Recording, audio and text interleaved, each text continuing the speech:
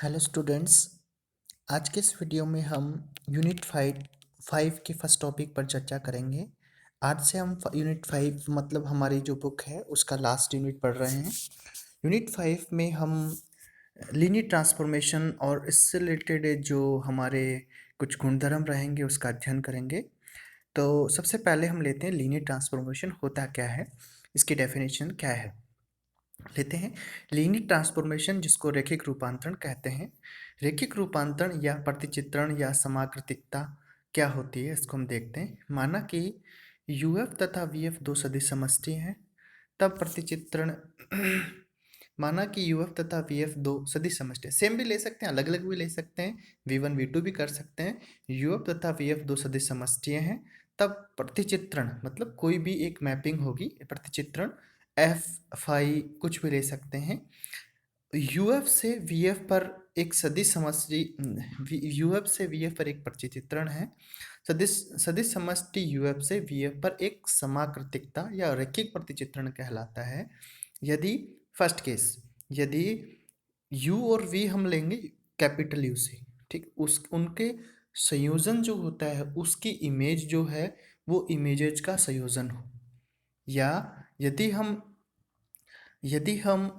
Scalar multiple of जैसे you लें, उसका हम एफ के अंडर में अगर इमेज लेते हैं, फंक्शन के अंडर में या प्रतिचित्रण के अंडर में इमेज लेते हैं, तो अल्फा इंटू एफ यू मिलता है। कहने का मतलब ये होता है, हम यूँ कहें कि यदि हम इमेजेज का कंपोजिशन की इमेज लेते हैं तो हमें मिले इमेजेज का कंपोजिशन, या हम यूँ कहें कि यदि स्केलर मल्टीपल किसी वेक्टर का लें, उसका इमेज लें, तो इमेज का स्केलर मल्टीपल हमें प्राप्त हो। तो इस प्रकार का प्रतिचित्रण है वो हमारा रैखिक प्रतिचित्रण कहलाता है, रैखिक रूपांतरण कहलाता है।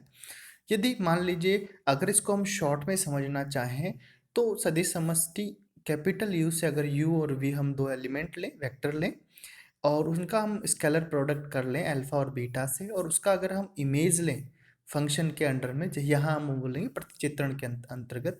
तो यदि प्रतिचित्रण किसी कंपोजिशन की इमेज लेता है और उसको हम इमेजेस का कंपोजिशन के रूप में लिख पाते हैं, तो इस प्रकार का जो प्रतिचित्रण है, रूपांतरण है, वो रैखिक रूपांतरण कहलाता है।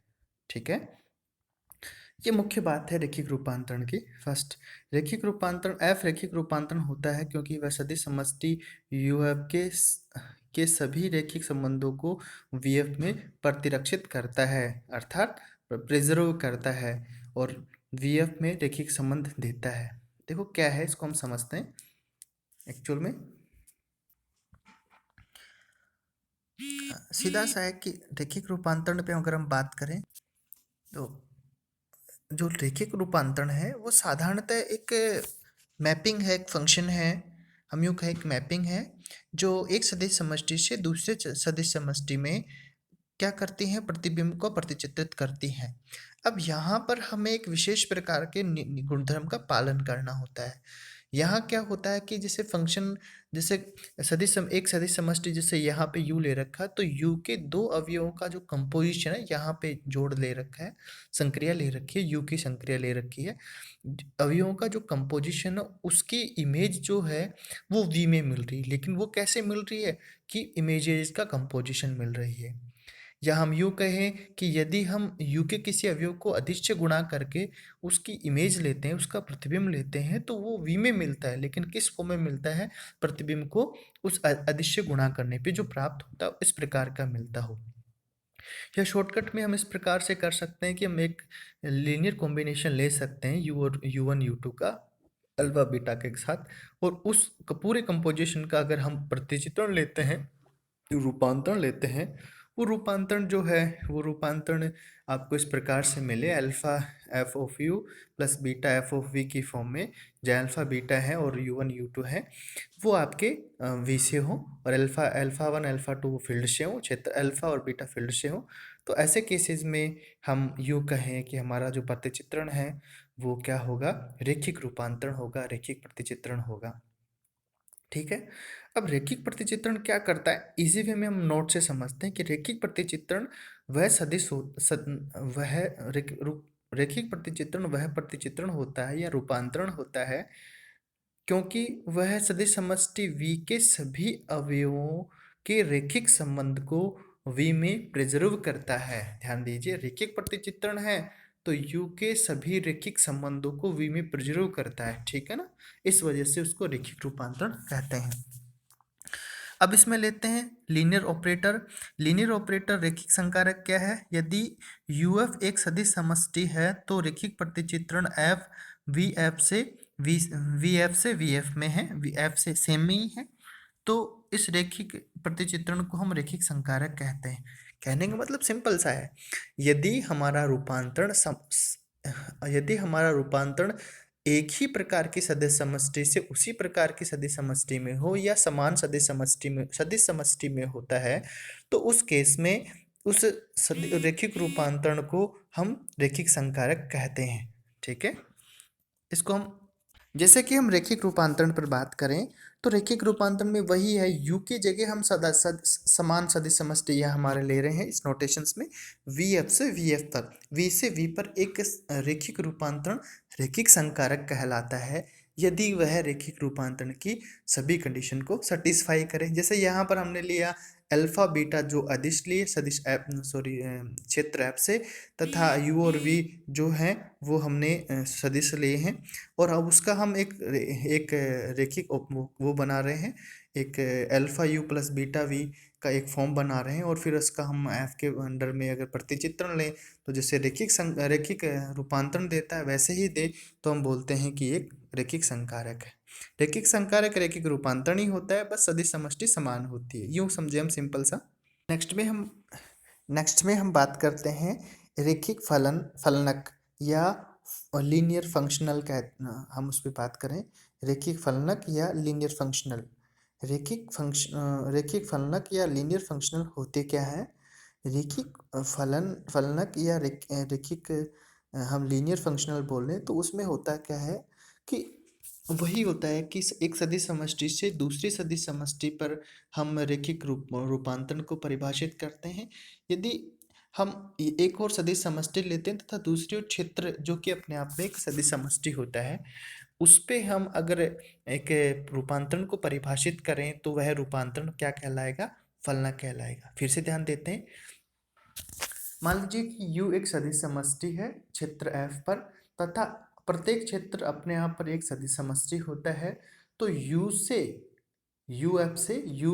क्षेत्र F पर, U से FF पर, या हम बोले क्षेत्र F पर यदि कोई रेखिक रूपांतरण परिभाषित होता है तो उसको हम रेखिक फलनक बोलते हैं या लीनियर फंक्शनल बोलते हैं, ठीक है।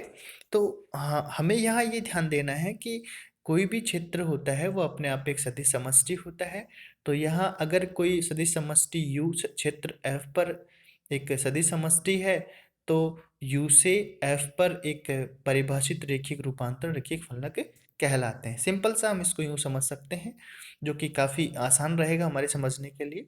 अब लेते हैं समाकारिता की अष्टि या रेखिक रूपांतरण की अष्टि क्या होती है। कर्नेल ऑफ होमोमॉर्फिज्म और कर्नेल ऑफ लीनियर ट्रांसफॉर्मेशंस। क्योंकि हम लीनियर ट्रांसफॉर्मेशंस पे डिस्कस कर रहे हैं तो हम उसकी कर्नेल को समझते हैं क्या होता है। मान लेते हैं कि U और V दो सदिश समष्टियाँ हैं, U और V दो सदिश समष्टियाँ हैं, और U से F पर एक आपने रेखिक रूपांतरण परिभाषित कर दिया है, ठीक है। वो किस प्रकार से परिभाषित किया है कि आप उसके लिए आप बता सकते हैं कि ये इस प्रकार से परिभाषित है, U से V में इस प्रकार से परिभाषित है कि U के दो एलिमेंट्स का कंपोजिशन है उसका रूपांतरण है वो V में मिलता है, और वो क्या मिलता है? रूपांतरण की कंपोजिशन की फॉर्म में मिलता है। यदि हम किसी सदिश को अदिश से के साथ संक्रिया लें और उसका अगर हम रूपांतरण लें तो वो क्या मिलेगा? सदिश का रूपांतरण के अंतर्गत प्रतिबिंब मिलेगा, और साथ में क्या मिलेगा? उस सदिश से मल्टीप्लाई मिलेगा। इस प्रकार से हमें मिलता है। तो हम देखते हैं, यदि U से V में एक F एक रेखिक रूपांतरण है, ध्यान दीजिए, यदि U से V में F एक रेखिक रूपांतरण है तो एक समुच्चक के जो क्या है उसमें किस प्रकार के अवयव हैं? ध्यान दीजिए, एक समुच्चय के जिसमें अवयव जो है वो किसके हैं? ध्यान दीजिए, V के अवयव होंगे। यहाँ थोड़ा ध्यान दीजिए, U से V में है तो U के वो अवयव होंगे जिनका प्रतिबिंब जो है एफ के अंतर्गत या जिनका रूपांतरण एफ के अंतर्गत v का तत्समक अवयव होगा, इकाई अवयव होगा। ध्यान रहे इसका, क्योंकि दोनों ही सदिश समष्टि हैं। तो सदिश समष्टि में हम यूं कहें कि जो जो वहाँ एफ उन एलिमेंट का, उन सदिशों का समुच्चय होता है के कर्नेल, जहाँ जिसमें उन सदिशों का समुच्चय होता है जिनका प्रतिबिंब हम लें या रैखिक रूपांतर लें, जिनका अगर हम रैखिक रूपांतरण लेते हैं तो वो v का इकाई अवयव मिलता है या v का शून्य अवयव हमें प्राप्त होता है। याद रहेगा, जहाँ 0 हम बोलें बिलोंग्स टू वी एफ का शून्य अवयव है, यहाँ शून्य अवयव रहेगा वो। ठीक है, तो ये ध्यान रखें। यहाँ नोटेशन में भी थोड़ा गलत दिखाई दे रहा है, क्योंकि जो v लेंगे हम u से लेंगे, न कि v से होगा। और कर्नेल जो k होता है वो v u का उपसमुच्चय होता है, न कि v का। तो ये अवयव जो आप v लेंगे वो u से लेंगे, न कि आप v से लेंगे। ठीक है, तो यहाँ देखिए, तो यहाँ इस प्रकार का जो समुच्चय होता है जिसको हम हमेशा के से रिप्रेजेंट करते हैं, या हम अदर भी नहीं दे सकते, लेकिन जनरली हम उसको के से रिप्रेजेंट करेंगे। वो समुच्चय जो के है वो उस समरैखिक रूपांतरण की अष्टी कहलाता है। ठीक है, रैखिक रूपांतरण की अष्टी कहलाता है। किस प्रकार से इस अष्टी को हम यहाँ शो कर सकते हैं, जिसको कर्नेल ऑफ एफ या जो भी रूपांतरण परिभाषित हो यू से एफ पी में, उसको हम लेते हैं kernel of f equals to k is the collection of element from U for which f of हम बोले f of v equals to 0 where 0 is a zero element of vf। ठीक है, अब इसके बारे में कर्नेल का नोटेशन हम देखते हैं। कर्नेल से हमें क्या क्या फाइंड मिलता है, क्या क्या कुछ नोट मिल रहे हैं वो देखते हैं। कर्नेल जो होता है वो जहाँ एफ एक रैखिक प्रतिचित्रण होता है, रैखिक रूपांतरण होता है। रैखिक प्रतिचित्रण एफ की शून्य समष्टि भी कहते हैं। कर्नेल को रैखिक प्रतिचित्रण या रैखिक रूपांतरण का क्या कहते हैं, शून्य समष्टि कहते हैं, नल स्पेस भी कहते हैं। नल स्पेस को या कर्नेल को एन ऑफ एफ से दर्शाते हैं, या फिर कर्नेल ऑफ एफ जो कि हमने ऊपर लिखा उसी से दर्शाते हैं, व्यक्त करते हैं। नेक्स्ट में हम चर्चा करेंगे वो होगा लीनियर ट्रांसफॉर्मेशन की प्रॉपर्टीज क्या होती हैं उस पर हम डिस्कस करते हैं। तो लीनियर ट्रांसफॉर्मेशन की जो प्रॉपर्टी है उसको लेते हैं। तो लीनियर ट्रांसफॉर्म की प्रॉपर्टी है कि यदि एफ यू से वी में एक रैखिक रूपांतरण है, यदि एफ यू से वी में एक रैखिक रूपांतरण है, तो एफ के अंतर्गत अगर किसी यू के किसी शून्य अवयव का इमेज है वो वी का शून्य अवयव ही होता है। रैखिक रूपांतरण है तो इसका शून्य अवयव उसका भी शून्य अवयव होगा। यदि रैखिक रूपांतरण है तो v का -1 से स्केलर मल्टीपल जो होगा, या फिर हम f ऑफ v का -1 से मल्टीप्लाई करें, समान रहेगा। इसी प्रकार से जो ये हमने पढ़ा था उसी का ये थोड़ा इन्वर्स वाला दे रखा, एडिटिव इन्वर्स का दे रखा है।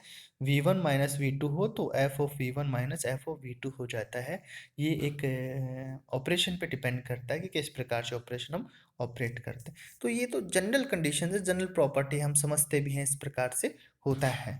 आगे हम बात करेंगे रैखिक रूपांतरण की, जो मूलभूत प्रमेय होती हैं उन पर हम डिस्कस करेंगे। तो हमारे नेक्स्ट वीडियो में हम प्रमेय रैखिक रूपांतरण की प्रमेय पे चर्चा करेंगे। यह रैखिक रूपांतरण हमारे जो 5th यूनिट है उसका टॉपिक है, मेन टॉपिक में आता है ये 5th यूनिट का। तो हम लास्ट यूनिट पढ़ रहे हैं हमारी इस बुक की, जो कि 5th यूनिट है, और उसका जो टॉपिक हम पढ़ रहे हैं, जो इम्पोर्टेंट टॉपिक है लीनियर ट्रांसफॉर्मेशन, उस पर हम उसका अध्ययन कर रहे हैं।